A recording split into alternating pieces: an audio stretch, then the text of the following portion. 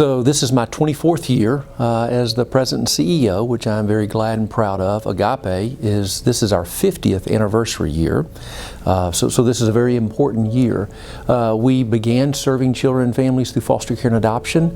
In the last 20 years, we have said, while we still provide some of those services, let's go in the communities where those kids and families live before they come into a system.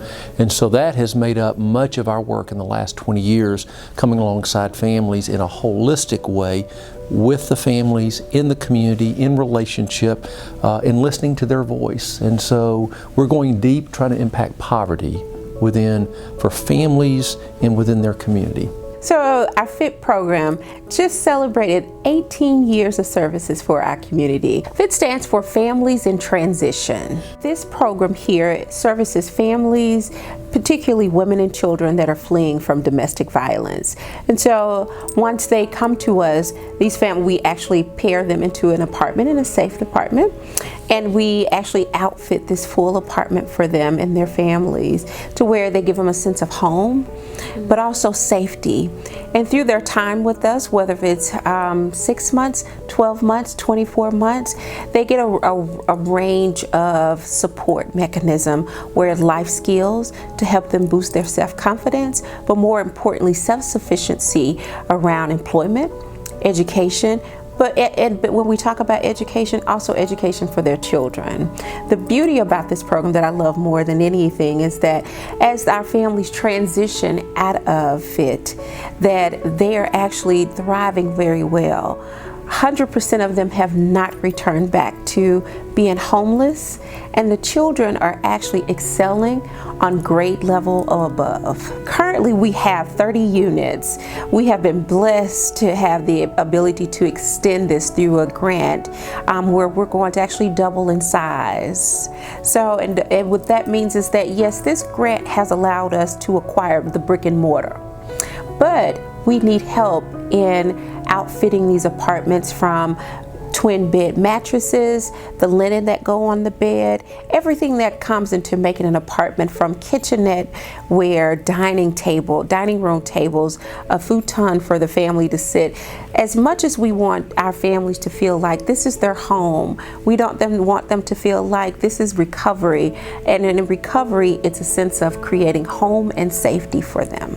Right now we serve right over 150 families, and that's give and take about the tenure of the family stays into this program, as it's F.I.T, Families in Transition. So families currently transition throughout the year, so that allows us to be able to pick up that number.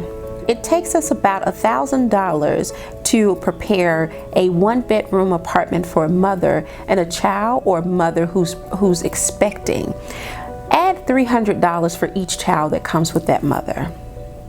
As a social worker, it's important that you hear the voice of the families. And so for over 10 years, our board has said we're not going to do anything other than what our families say, or here are our strengths and here are the barriers standing in the way of our being successful. And so our families have told us in Fraser, in Whitehaven, and Hickory Hill that safety, that education, that jobs, that housing, and really the sense of hope and hopefulness are key factors for them to be successful. So hearing that voice has been critical for Agape and for me and for our organization.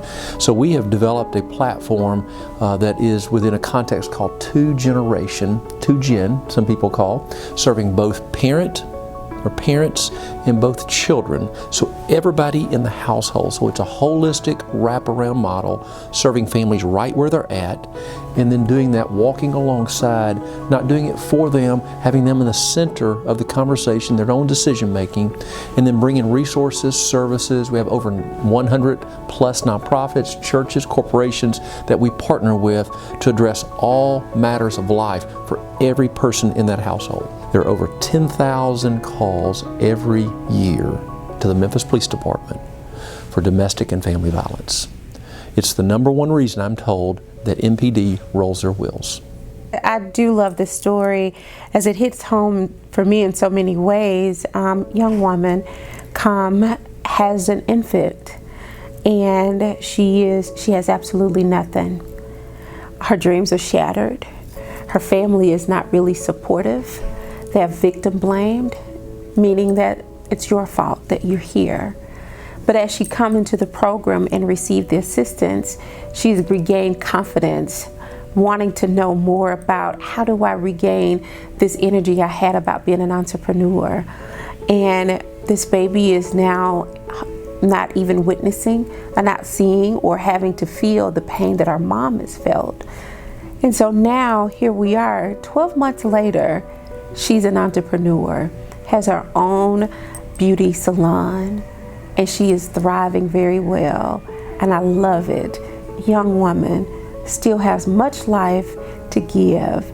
And she's so thankful for Agape, and we're more importantly thankful for her. We're so thankful for her and for her tenacity, her perseverance, her ability to be resilient in this process, to know that she is worthy, to know that at the end of the day, God loves her, we love her at Agape, and that all things is possible through God.